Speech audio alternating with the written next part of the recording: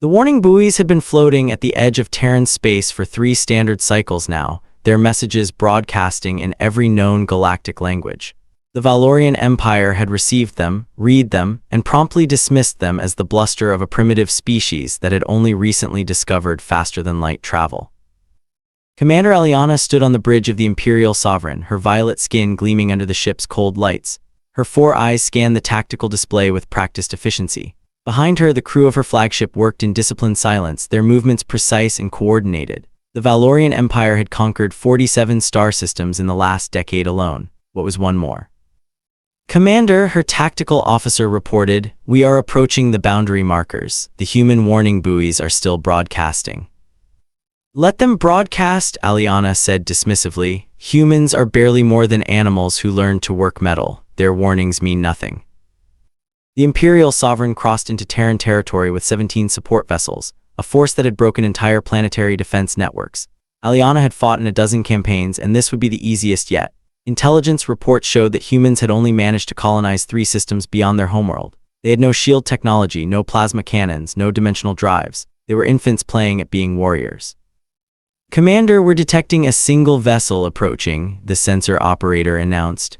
"Small craft, possibly a patrol ship." Aliana's mandibles clicked in what passed for a smile among her species. "Prepare to." "They're hailing us, Commander." On screen. The view screen shimmered and a human face appeared. Male, Aliana noted, with the typical bilateral symmetry and laughably limited sensory organs their species possessed. He wore a simple gray uniform with minimal ornamentation. His hair was dark and his eyes held an unsettling calmness. "This is Captain John Mitchell of the Terran Defense Force ship Harbinger," the human said. His voice was level, almost bored. "You have violated Terran sovereign space. This is your only warning. Turn your fleet around and leave immediately, or you will be destroyed."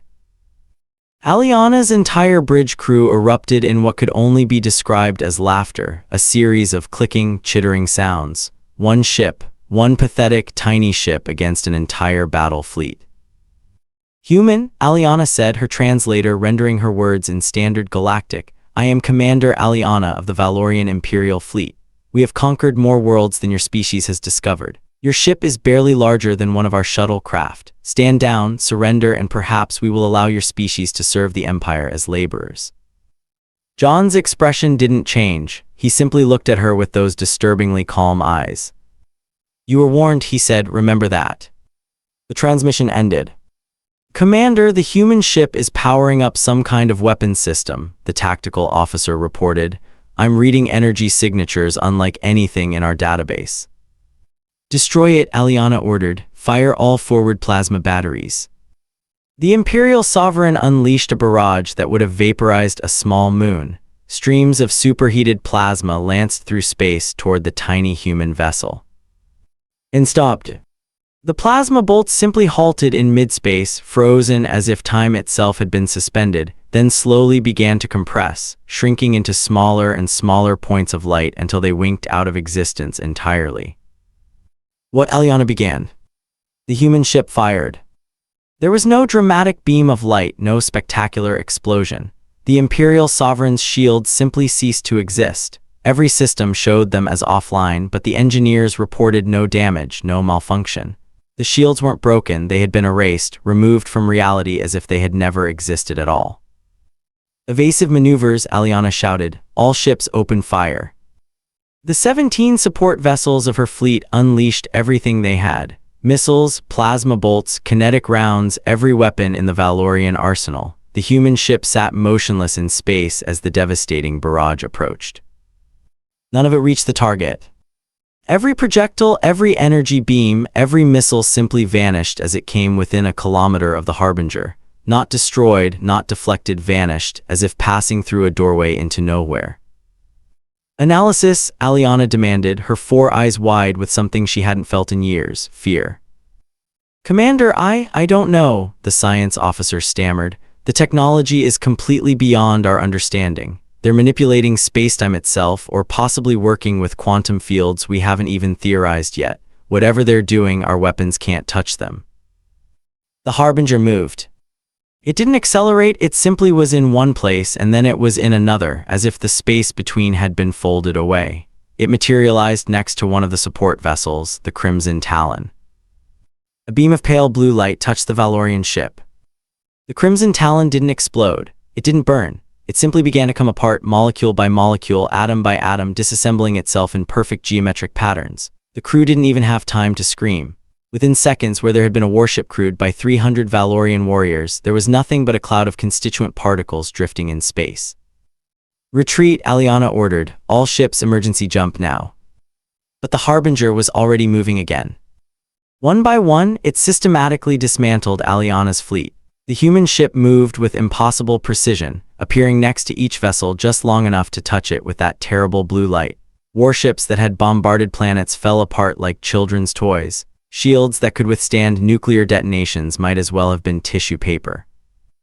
Aliana watched in horror as her fleet died. 16 ships, thousands of warriors, the pride of the Valorian Empire, reduced to cosmic dust in less than 10 minutes.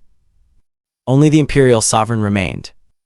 The Harbinger appeared directly in front of the flagship's view screen, so close that Aliana could see the details of its hull, smooth, seamless, with no visible weapons ports or engine exhausts. It was a ship that seemed to defy the basic principles of engineering. John's face appeared on the screen again. "You were warned," he repeated. "Every species that has violated Terran space has received the same warning. Most were smart enough to listen. Your empire was not." What are you?" Aliana whispered. For the first time, John's expression changed. He smiled, but there was no warmth in it.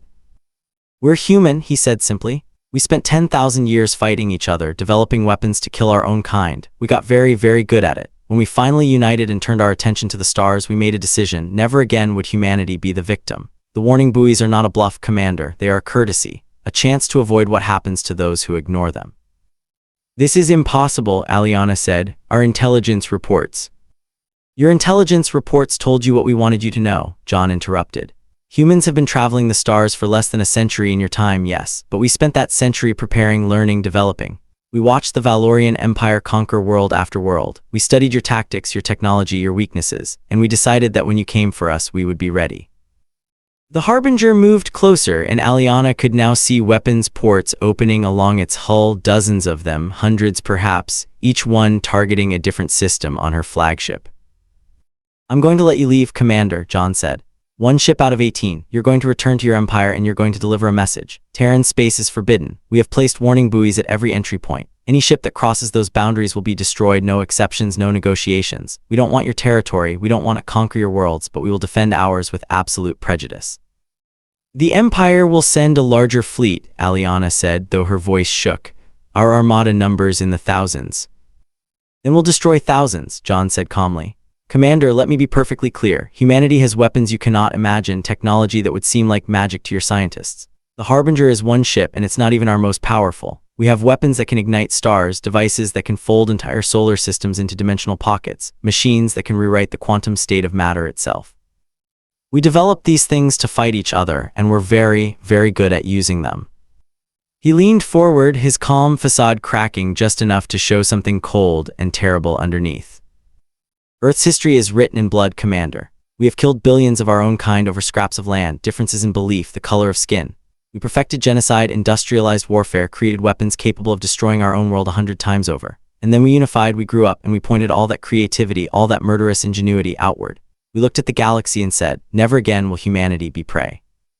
The blue light began to glow along the Harbinger's hull. "Go home, Commander. Tell your empire that they were warned. Tell them that death is the only thing waiting for those who trespass into Terran territory, and tell them that humans keep their promises." The Imperial Sovereign's FTL drive suddenly activated, though Aliana had given no such order. The human ship had taken control of her systems, was sending her home whether she wanted to go or not. As the stars stretched and the jump began, Aliana caught one last glimpse of the Harbinger, sitting alone in space, surrounded by clouds of dust that had once been the pride of the Valorian fleet. The Empire had been warned. And warnings from humans, she now understood, were not threats to be tested. They were promises to be feared.